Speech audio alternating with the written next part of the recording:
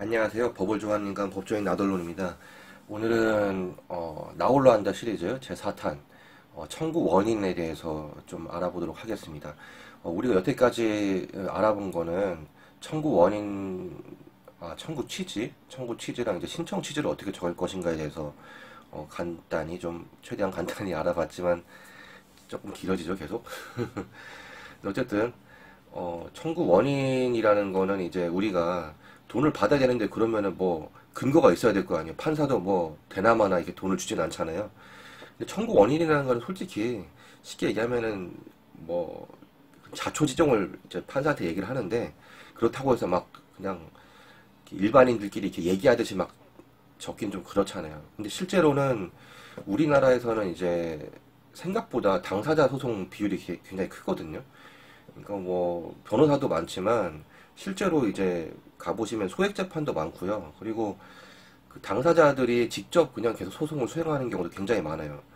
뭐 그래서 뭐 나이 많으신 분들이 이렇게 좀 재판을 하는 거 옆에서 이게 좀 이렇게 흘낏흘낏 보면은 그냥 수기로 다 적어갖고 뭐 글씨가 그렇게 보이지도 않는 거 개발 세발 써갖고 그냥 뭐 제출하고 이러는데 제 생각인데 진짜 이건 정말 제 생각인데 아니 타자로 제대로 쳐갖고 그거를 좀 글씨도 잘 보이게 이렇게 정자로 써서 내도 잘 안 봐요.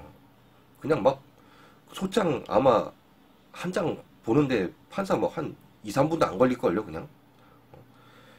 그런 것 같아요. 그냥 실무상 너무나 소장들이 많이 폭주를 하고 요즘에는 제가 이제 또 최근에 또 보니까 소장 제출하고 이제 소장 부본이라는 걸 전달을 해야 되잖아요. 근데 그 기간이 뭐 2주든 3주든 그냥 법원에 묶여 있는 거예요. 그러니까 내가 오늘 소장을 갖다 내면은 뭐 빨라야 2주나 3주 뒤에 이제 피고한테 송달을 하는 식인 것 같더라고. 너무 지금 사건이 적체돼 있어갖고 소송 기본으로 1년은 갑니다. 무조건 갑니다. 거의. 그냥 뭐 저번 시간에 말씀드린 이행검고 결정이나 지급명령 결정 이렇게 되지 않은 이상은 뭐 그냥 1년은 기본이에요. 이제 너무나 폭주하기 때문에 그래서 청구 원인을 어떻게 적어야 되는가 고민 많이 하실 텐데 뭐 형식은 없습니다. 청구 취지라는 거는 비교적 조금 제약이 많은 어떤 형식이 있다면 있는 그런 건데 청구 원인은 말 그대로 형식이 없어요. 그냥 내가 이만 해서 얘한테 돈을 빌려줬던지 아니면 얘 이만 해서 뭐 교통사고를 당했는데 저 사람이 뭐 배상을 안 해주고 있다.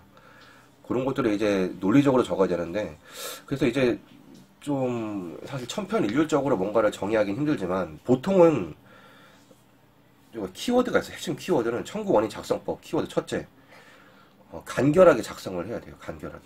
그러니까 주저리 무슨 뭐 이야기도 썰을 풀듯이 하면 안 되고 목차를 한번 잡아보세요. 그래서 보통 목차를 잡으실 때는 간결하게 쓰여서 목차를 잡을 때는 전체적인 어떤 기초적인 사실관계가 있을 거 아니에요. 뭐 몇 날 며칠 몇 시에 누구와 누구는 뭐 만나서 돈을 빌려주기로 하면서 차용증을 했고 그 증거는 뭐 계좌 이체 내역이 있다. 뭐 이런 식으로 기초적 사실관계에 대해서 이제 한 목차 1번으로 잡으시고 그 다음에 대해서는 조금 부각시켜서 말씀드릴 부분이 있을 거 아니에요. 그러니까 예를 들면은 내가 이런 것들은 어떻게 입증이 가능하고 실제로 이거는 뭐 아시는 부분이 있으면은 법적으로 조금 유식한 말을 써가면서 뭐 채무불이행이라든지 아니면은 뭐 이거는 무슨 도의상 무슨 뭐 상도덕상 뭐 이렇게 관행이 있는데 돈을 갚아야 되는 거 아니냐 뭐 이런 식으로라든지 아니면은 뭔가 좀 이렇게 손해를 나한테 끼쳤으니까 뭐 내가 실제로 뭐 여러 가지 뭐 치료비도 뭐 한 돈 100만 원 나오고 뭐 정신적으로도 피해를 받았으니까 얼마를 받아야 된다 이런 식으로 그런 것들 부각해서 쓰는 부분 하나랑 그다음에 이제 결론 요렇게 서론 본론 결론 정도로 써주시는 게 좋아요. 주저리 쓰신다고 좋은 거 아니고요. 특히 그리고 소장은 정말로 간단하게 쓰시는 게 좋은 것 같아요. 왜냐면은 사실은 보통 이제 초보이신 분들은 소장 제출하고 뭐 그냥 가서 그다음부터 말만 하면 된다 뭐 이렇게도 생각을 하시는데 실질적으로 제가 말씀드렸지만은 사건이 너무 많다 보니까 판사들은 내 사건에 그렇게 많이 신경을 안 쓰거든요. 그러면은 그 당연히 소장을 제출하고 뭐 그냥 가서 뭐 변론이 뭐 3번이 열리든 4번이 열리든 그냥 입으로 말씀하시면 사실은 돼요. 안 되는 건 아닌데 사건이 너무 많다 보니까 판사도 기억을 다 못할 거 아니에요. 지가 아무리 머리가 똑똑해도. 실제로 똑똑한지는 또 의문입니다. 뭐 제가 봤을 때는 저나 뭐 모르겠습니다. 뭐 그냥 노코멘트 하겠지만 뭐 비등비등 할 거예요. 저나 뭐 거기나. 예. 어쨌든간 중요한 건 여기서 매번 그 변론 잡힐 때마다 이제 준비 서면이라는 거를 꼭 내셨으면 좋겠어요. 준비 서면이라는 건 뭐냐면은 내가 그 변론을 하기 전에 미리 그 변론에서 얘기할 것들을 쟁점을 정리를 해서 이렇게 주장을 하는 거를 서면을 미리 내는 거거든요. 근데 보통은 이제 판사들은 예를 들어서 변론이 뭐 7일 뒤면은 그 변론길이 예를 들어서 뭐 한 2월 28일이다 그러면은 최소한 그 일주일 전까지는 내라고 하거든요. 판사들은. 근데 실무상으로는 아주 개판입니다. 그냥 뭐가 그렇게 바쁜지 뭐 저쪽에서 변호사가 선임이 돼 있든 뭐 없든 심지어 변호사가 선임이 된 경우에도 당일날 갖고 와요. 그냥 재판정으로 갖고 와서 그냥 거기서 그냥 당사자한테 주면서 그냥 사인 받습니다. 그리고 뭐 그게 종이 장수가 좀 적은 경우에는 그냥 판사가 그래요. 그냥 이게 종이 장수 몇 개 안 되니까 그냥 지금 바로 검토해 보시고 그냥 변론하도록 하겠습니다. 이렇게 하기도 하거든요. 근데 막 보통 준비 서면이 꼭 막 한두 장으로 끝나는 게 아니라 막 한 3, 40장, 뭐 100장도 넘을 수도 있어요.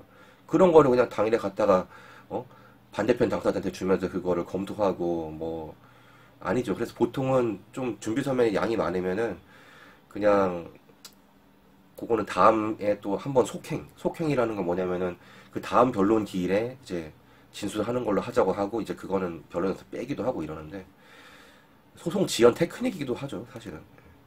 근데 어쨌든 간 중요한 거는 오늘은 이제 말씀드릴 거는 소장은 최대한 간결하게 그 청구 원인을 적으시고 그 다음에 매 변론 때마다 판사가 이제 너무 갑자기 내면 또 짜증나잖아요. 자기도 이제 기록을 검토해봐야 되니까 일주일 전까지 법원에다가 준비 서면이라는 거를 꼭 제출을 했으면은 정말 유리할 것 같아요. 그나마 유리해지는 것 같아요. 당사자 주장이 그래도 일목요연하게 정리가 돼서 재판부에 정리가 되고 전달이 되고 그리고 그게 또 재판에 반영될 기록화 해놓은 거니까 판사의 머리는 한계가 있다. 항상 이거를 유념하셔야 됩니다. 그래서 오늘은 이제 뭐 간단히 청구 원인이라는 거를 어떻게 적는지에 대해서 이제 알아봤고요. 그러면 이제 지난 시간에 뭐 다 종합을 해보면 결국에는 소장이나 뭐 지급명령 신청이나 들어가야 되는 거는 취지, 그러니까 청구 취지, 신청 취지가 들어가야 되고 그 적은 밑에다가 청구 원인 또는 신청 원인이라고 해놓고 그걸 이제 써주셔야 되는 거예요.